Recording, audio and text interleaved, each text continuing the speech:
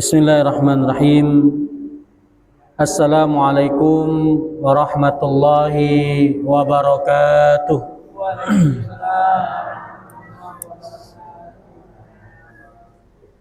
Alhamdulillah. Alhamdulillahilladzi hadana lihadza wa ma kunna linahtadiya laula an hadanallah. Asyhadu an la ilaha illallah wahdahu la syarika lah. وأشهد أن محمدا عبده ورسوله الذي لا نبي بعده اللهم صل وسلم وبارك على سيدنا محمد وعلى آله وأصحابه أجمعين ربي أعوذ بك من همذات الشياطين وأعوذ بك ربي أن يحضرون سبحانك لا علم لنا إلا ما علمتنا إنك أنت العليم الحكيم ولا حول ولا قوة إلا بالله العلي العظيم قال تعالى في كتابه الكريم وهو أصدق القائلين أعوذ بالله من الشيطان الرجيم مثل الذين ينفقون أموالهم كمثل حبة أنبتت 7 سنابل في كل سنبلة 100 حبة والله يضاعف لمن يشاء wallahu wasi'un alim. Wa qala Rasulullah sallallahu alaihi wasallam ma naqasa malun min shadaqatin bal yazdad sadaqallahul azim wa sadaqa rasuluhul karim nahnu ala dhalika minasy syahidin wasyakirin walhamdulillahi rabbil alamin. Ma'asyiral muslimin wal muslimat, al mukarramun wal mukarramat, yang sama-sama kita hormati dan kita takzimi segenap pengurus Masjid Izzatul Islam, Bapak Yusrizal beserta jajaran, semoga senantiasa dalam lindungan dan keberkahan dari Allah Subhanahu wa taala. Amin ya rabbal alamin. Para ustadz, para alim ulama, bapak-bapak, ibu-ibu yang senantiasa istiqamah hadir dalam pengajian ini, insyaallah mudah-mudahan kita galau-galau ini mendapatkan rahmat dan ampunan Allah Subhanahu wa taala. Amin ya rabbal alamin. Pertama dan tentu jadi yang paling utama, kita bersyukur kepada Allah atas segala karunia yang diberikan kepada kita, nikmat sehat, nikmat sempat, nikmat hidayah. Dan yang lebih mahal dari nikmat hidayah itu, yang lebih mahal dari nikmat ketaatan itu adalah nikmat istiqomah. Ada yang bertaubat, lalu setelah dia bertobat melakukan kebaikan. Setelah dia melakukan kebaikan dia taat. Tetapi ada masanya manusia ini putur. Putur itu bosan gitu. Putur itu hilang semangat. Nah, itu siklus kehidupan manusia tuh itu. Lagi dia berubah, pengen baik, pengen hijrah.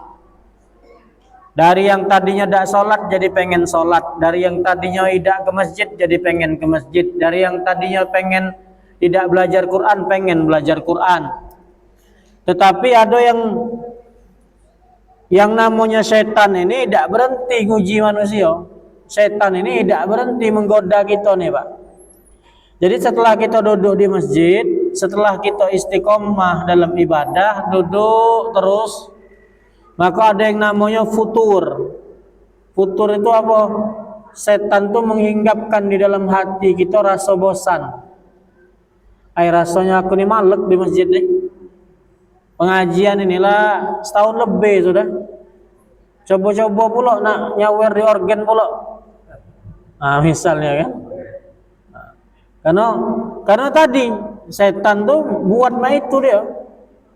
Maka orang yang paling ditakuti itu adalah orang yang istiqomah dalam ibadahnya. Itu yang kita cari tuh, terus menerus di dalam ibadah.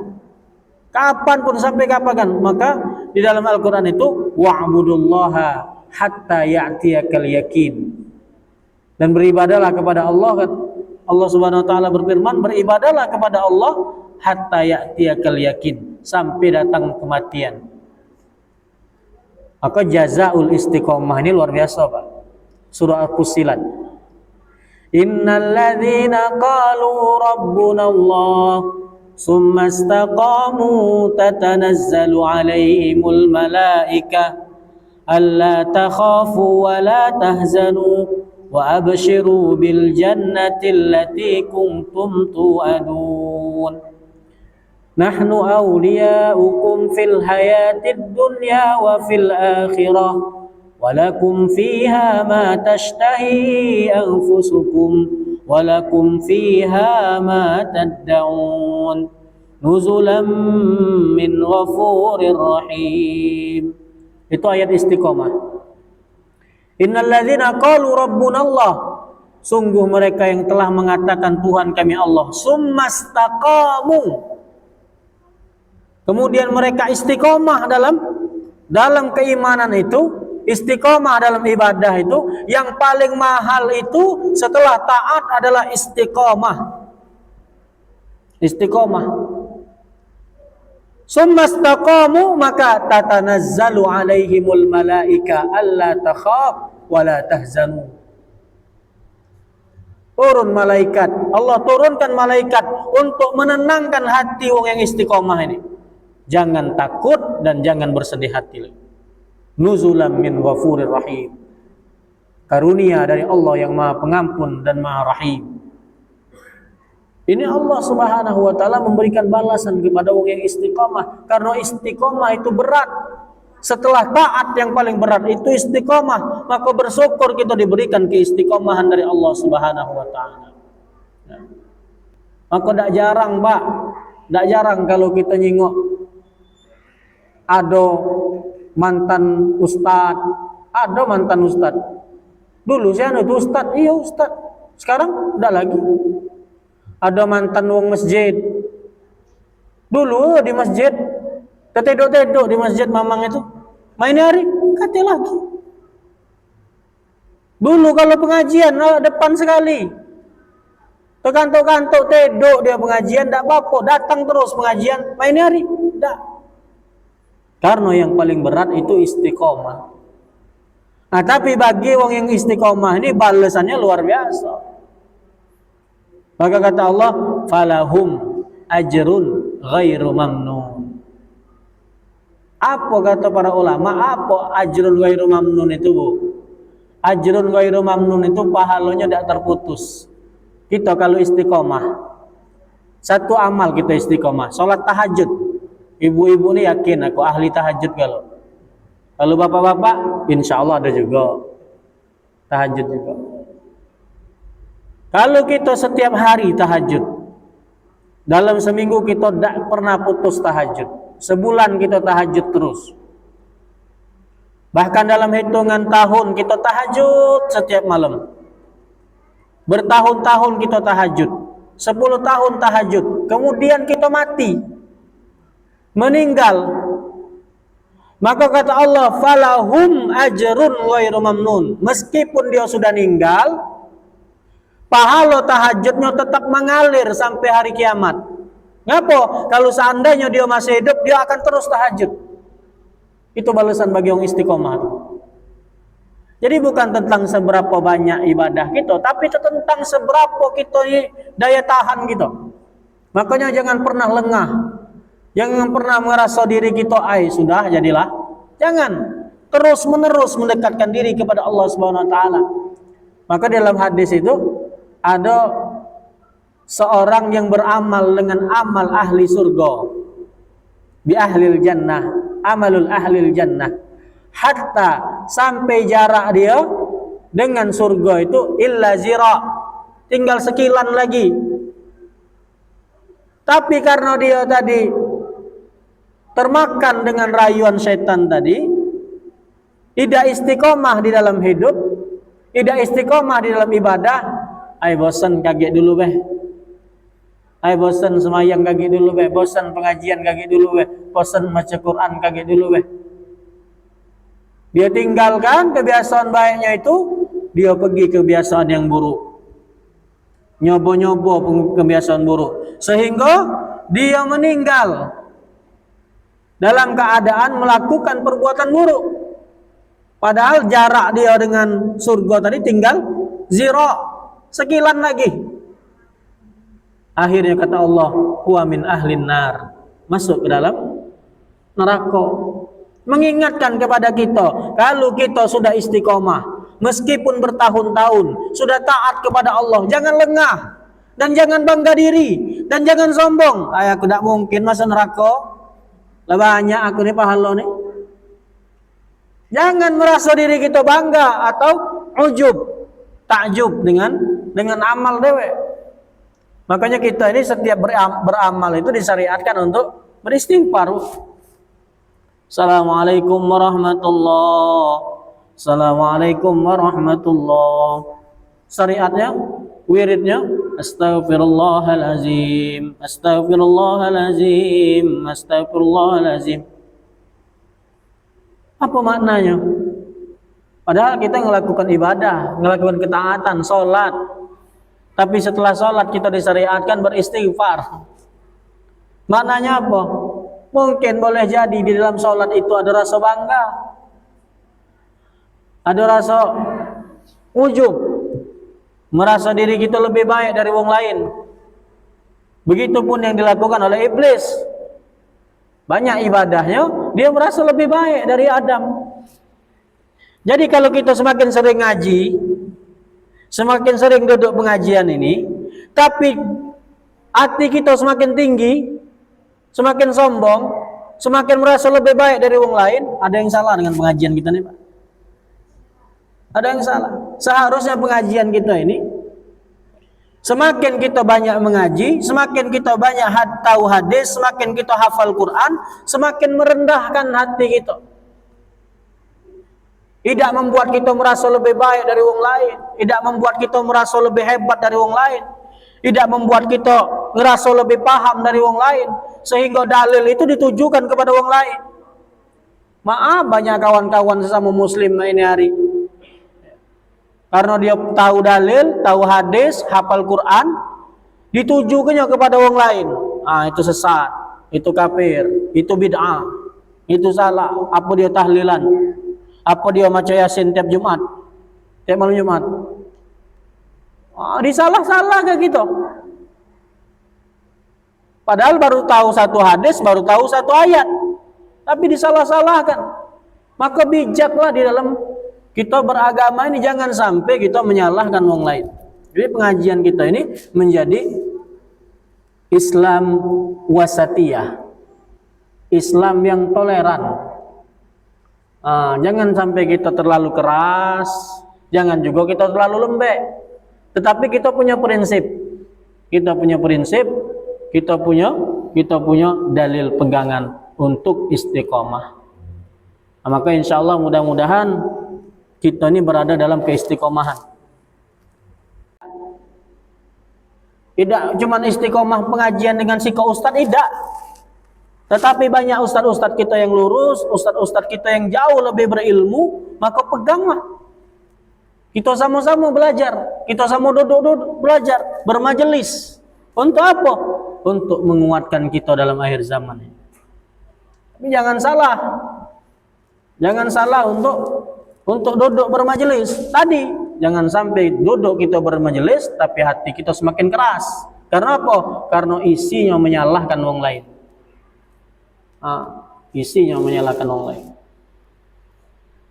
Sehingga mudah-mudahan kita galau-galau, insyaallah mensyukuri nikmat ini, mensyukuri nikmat dari Allah Subhanahu wa taala, nikmat kita istiqomah. Meskipun istiqomah ini yang paling berat, insyaallah kita mendapatkan kebaikan dari Allah Subhanahu wa taala. Amin ya rabbal alamin.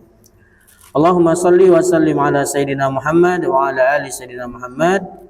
Bapak Ibu yang dirahmati Allah Subhanahu wa taala, kita melanjutkan kajian kita pada fikih muamalah ini. Kami jelaskan beberapa waktu lalu tentang sedekah, begitupun syarat-syaratnya, selanjutnya tentang infak. Bismillah, mudah-mudahan kita bisa memahaminya cara sedikit. Nanti di ujung insya Allah kami jelaskan perbedaan antara sedekah dan infak. Bismillahirrahmanirrahim.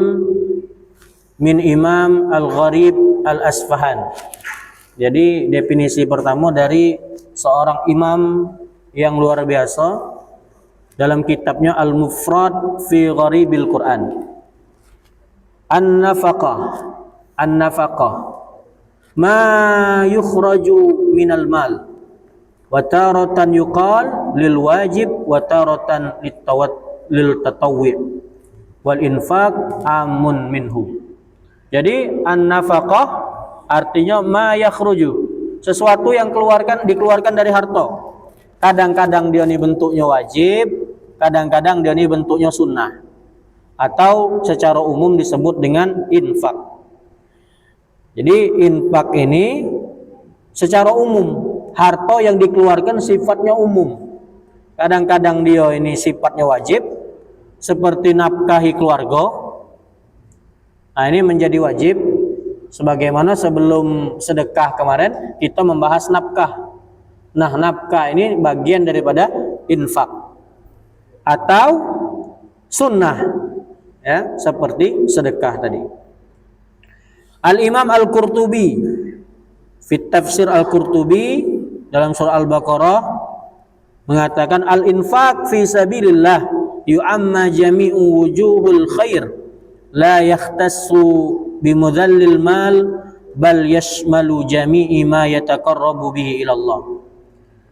Jadi infak itu yang dilakukan di jalan Allah Subhanahu wa taala itu mencakup segala syumulil khair, segala bentuk kebaikan. Jadi infak ini lebih umum dari sedekah, dan bagian juga lebih umumnya dari nafkah. Bal yashammalu jami'u ma yataqarrabu bihi ilallah, tetapi mencakup semua yang mendekatkan diri kepada Allah Subhanahu wa taala. Kemudian artinya infak ini tidak terbatas dengan benda baik. Artinya segala bentuk nafkah ini, segala bentuk benda, materi, kemudian tenaga, bisa waktu, bisa ilmu. Infak. Nah, bagian kita menginfakkan apapun yang ada di dalam diri kita. Oh, kalau di masjid ni apa yang nak kita kontribusikan untuk masjid sehingga kita bisa berinfak, sehingga kita ini bisa juga mendekatkan diri kepada Allah dalam kontribusi kita itu. Apapun kita, Pak. Kita punya tenaga, dengan tenaga kita punya waktu. Mungkin pengurus-pengurus yang lain karena kesibukan gawian tidak punya waktu. Kita yang ada waktu, kita yang ada tenaga, kitalah yang meluangkannya. Kita yang meluangkan waktu untuk menginfakkan waktu kita, menginfakkan tenaga kita untuk kebaikan masjid ini. Atau ilmu. Ilmu, maka ilmu ini juga bagian dari infak. Kami menyampaikan ini, ya bagian ya kami tahu. Kami ini kalau harta ya tidak perlu lebih-lebih nih, pas-pasan baik. Jadi kalau nak melok bangun masjid ni ya dikit-dikit baik. Tapi ilmu ya dikit-dikit ada. Yang pacak diinfakkan itulah yang menjadi bagian kontribusi kita untuk agama ini. Jadi apa yang kita punya ini, yang punya kita pikir untuk agama ini, ya yang kita ada potensi dalam diri kita. Kita punya harta, kita bagikan untuk agama ini, kontribusikan untuk agama ini. Kita punya ilmu, kita kontribusikan untuk agama ini. Kita punya tenaga, kita kontribusikan. Jadi semua itu bagian daripada infak. Imam Nawawi dalam kitabnya Al-Majmu' Syarah Al-Muhadzab, wal infaq minal mal fi sabilillahi huwa min ajalil qaribiyat wa a'zamut ta'at. Kata Imam Nawawi, al-infaq menafkahkan harta di jalan Allah Subhanahu wa taala itu termasuk ibadah yang paling mulia. Jadi salah satu ibadah yang paling mulia itu yang menafkahkan harta, Pak. Jadi kalau kita ini pengen menjadi manusia yang mulia, melakukan ibadah yang paling mulia. Dulu ada sahabat datang kepada Nabi, namanya Umar bin Khattab. Ya Rasulullah, aku pengen menginfakkan separuh daripada harta. Jadi hebatnya para sahabat itu kalau infak tuh tidak mikir-mikir. Kalau kita berinfak pikir-pikir dulu. Tapi kalau kata Umar bin Khattab, ya Rasulullah, aku infakkan separuh daripada hartaku. Kata Rasulullah SAW, wahai Umar, jadi yang kau tinggalkan untuk keluargamu berapa? Separuhnya lagi ya Rasulullah. Sahabat yang lain terkejut, Masya Allah, luar biasa. Umar. Ternyata datang Abu Bakar As-Siddiq, ya Rasulullah, kuimpakkan seluruh hartaku di jalan Allah. Seluruh harta. Ini sulit kalau kita nak nirunya, Pak. Menginfakkan seluruh harta ini. Kata Umar, kata Abu Bakar, ya Rasulullah, kuinfakkan seluruh hartaku ini. Maka kata Rasulullah, wahai Abu Bakar, apa yang kau tinggalkan untuk keluargamu? Engkau dan Allah Subhanahu wa taala. Allah wa rasuluh. Allah dan Rasulnya ya Rasulullah. Nah, ini kegemaran para sahabat dalam berinfak dulu. Kegemaran para sahabat untuk menegakkan qiyadah, menegakkan agama Allah Subhanahu wa taala. Jadi kita berkontribusi, Pak. Apa baik? Berkontribusi.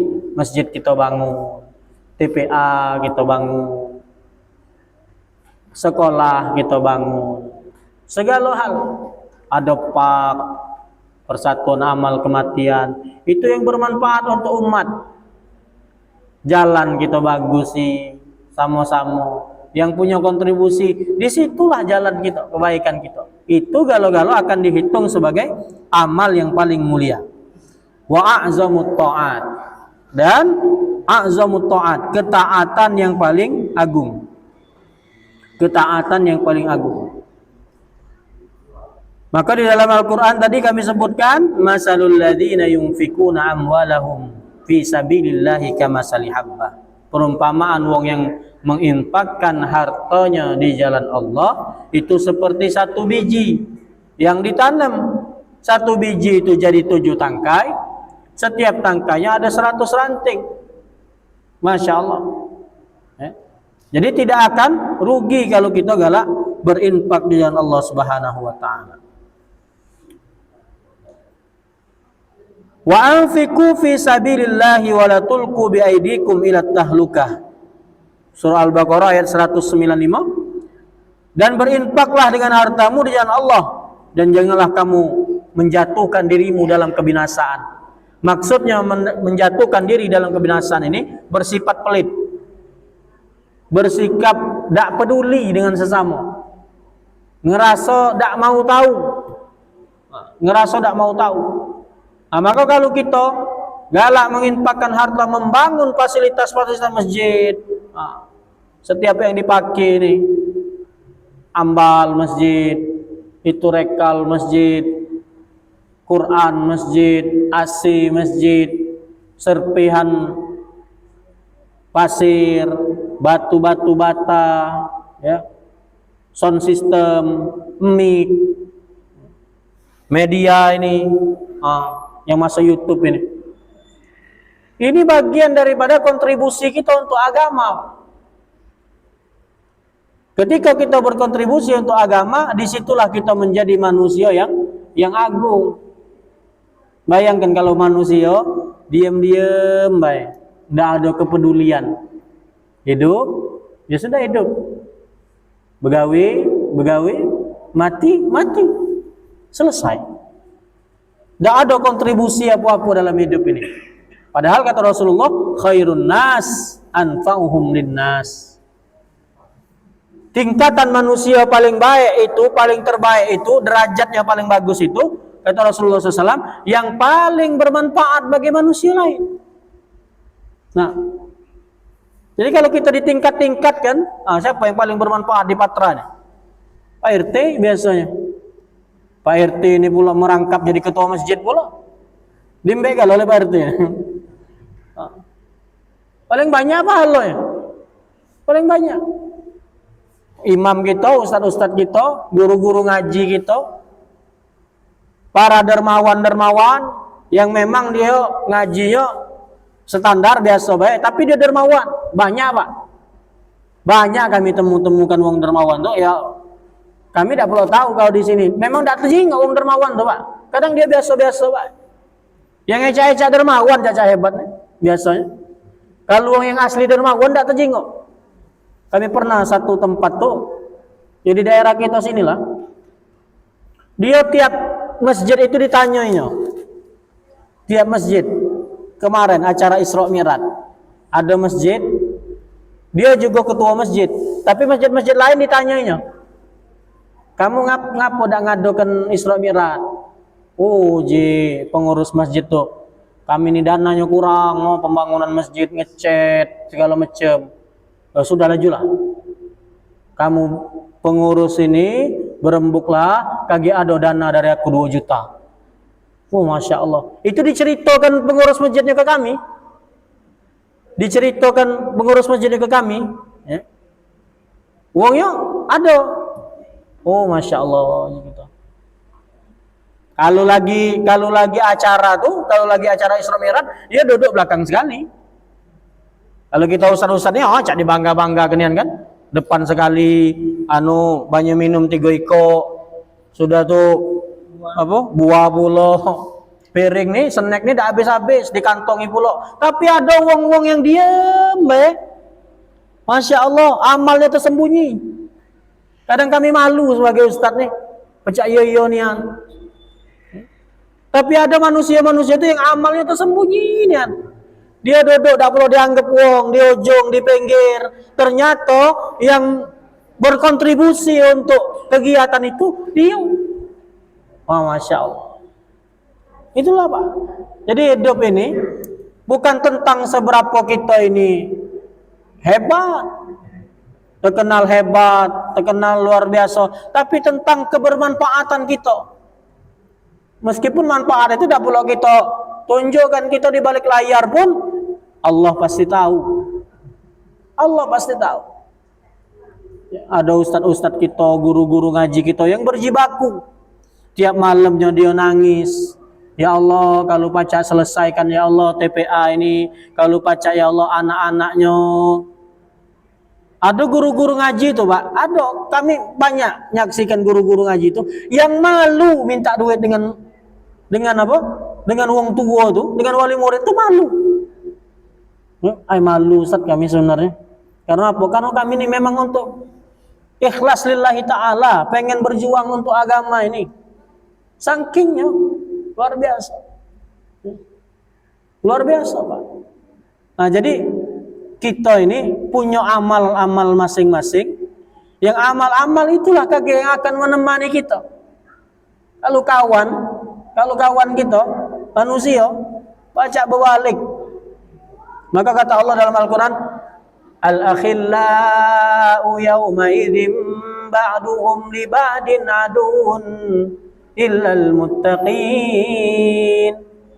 Al-akhilla, wong yang dekat nih di dunia, partner bisnis, kawan mancing, kawan main gap, kawan main burung, kawan segala kawan pokoknya kental nian, tapi tidak ada di dalamnya itu unsur kebaikan untuk menegakkan kebaikan agama ini, menegakkan ketaatan, bahkan melalaikan dalam agama. Maka ba'duhum li ba'din aduun, di akhirat mereka akan saling bermusuhan. Saling bermusuhan. Kata malaikat, ngapo dak semayang? Kawan aku ngajak aku main gap semalam-malaman. Semalam-malaman. Aku ngantuk, jadi subuh tertidur, tangi jam 11. Dak semayang subuh. Saling salah-salah. Kecuali kata Allah illal muttaqin, kecuali wong yang berkawan itu dalam kebaikan. Main gap, tapi saling ingatkan. Allah nama grab, semayang,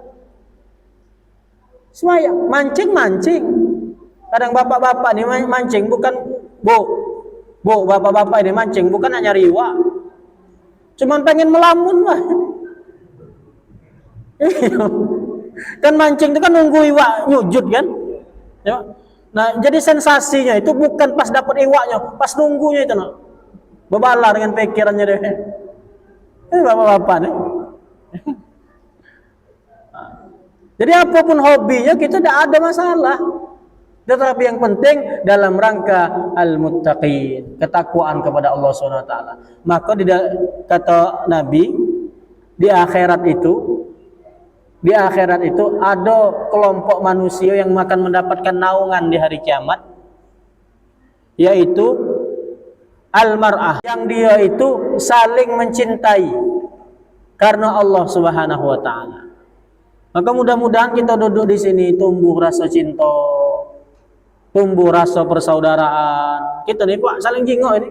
Oh, saling jingok si anu. Meskipun kita kagak lupa nama tapi ingatan kita. Maka kagak di akhirat. Di akhirat itu kan kita datang ke akhirat itu berbondong-bondong.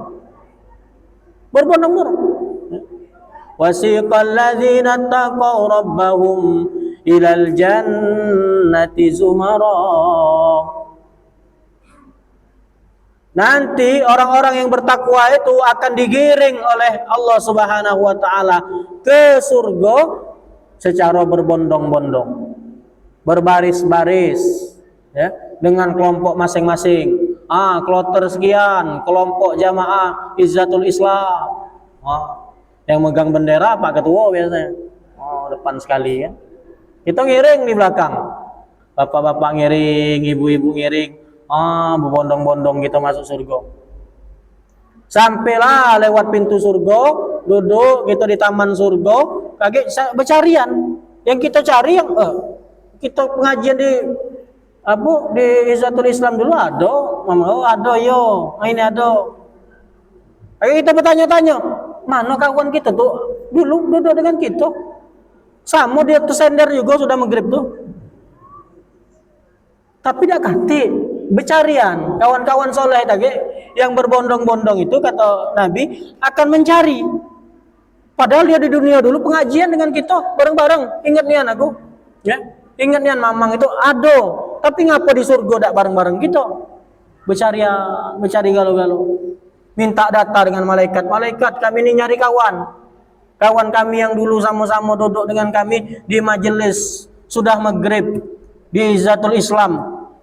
Dulu dia sama-sama kami berombongan dimasuk ke galau surga. Dia udah melok.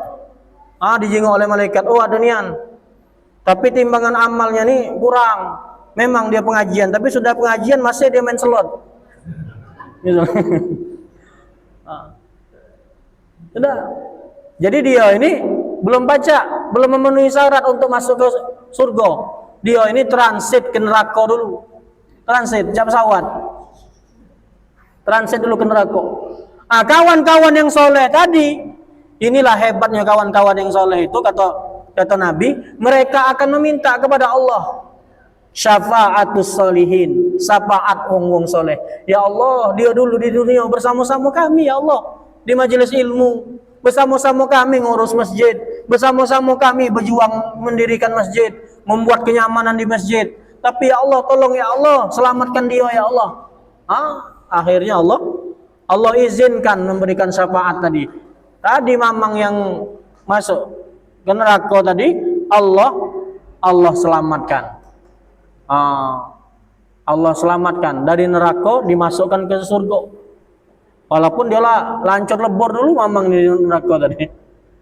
Tapi diselamatkan, ya. Insya Allah kata yang transit gitu ini, ya. Amin ya Allah, mudah-mudahan. Insya Allah. Nah itulah kebaikan, jazaa'us sholihin, balasan daripada kebaikan-kebaikan yang kita buat. Maka mudah-mudahan insya Allah Bapak Ibu sekalian dirahmati Allah, dalam kebaikan, berinfak. Jadi secara umum infak ini apapun, waktu kita, tenaga kita, ini kita menginfakkan waktu untuk duduk di majelis ilmu, tidak bakal sia-sia. Hakul yakin, pasti akan dibalas oleh Allah dengan kebaikan. Tidak ada kesia-siaan. Kita duduk di sini, belajar ilmu, mengkaji hadis, mengkaji kitab, duduk mendengarkan kebaikan-kebaikan, hakul yakin, tidak mungkin tidak ada balasan. Karena apa? Karena setiap kebaikan, hal jazaul ihsan illal ihsan. Apalagi balasan daripada kebaikan kecuali kebaikan. Makanya kita selalu bersemangat. Lalu kami bersemangat, pokoknya Ustaz, ini baru nge-WA, Ustaz, kami di Talang Betutu, musola apa itu tadi? Musola, gak ada Ustaz ngisi maulid. Payo, tapi jauh Ustaz, laju, tak apa-apa. Karena apa? Semangat dalam kebaikan. Walaupun aku tidak tahu Talang Betutu Sulawano. Belum tahu ya kaget baik. Kita pikir itu kaget. Ngapa? Semangat dalam kebaikan. Walaupun kita di sini kaget, mungkin waktu kita terakhir, waktu kita di dunia ini, saat kita di majelis, maka kita bangga. Ngapa? Husnul khotimah insyaallah. Amin ya rabbal alamin. Bapak Ibu yang dirahmati Allah Subhanahu wa taala, di kajian infak ini merupakan kebaikan. Insyaallah nanti kami lanjutkan tentang perbandingannya dan muqarrinnya, bersamaannya antara infak dan sedekah, keumumannya dan kekhususannya. Insyaallah ini tinggal 4 menit lagi kita menuju ke Isya. 4-5 menit lagi. Karena kami mohon izin, Bapak Ibu yang rahmati Allah Subhanahu wa taala, mohon maaf atas segala kekurangan. Kepada Allah kami mohon ampun. Billahi fisbil haq fastabiqul khairat. Wassalamualaikum warahmatullahi wabarakatuh.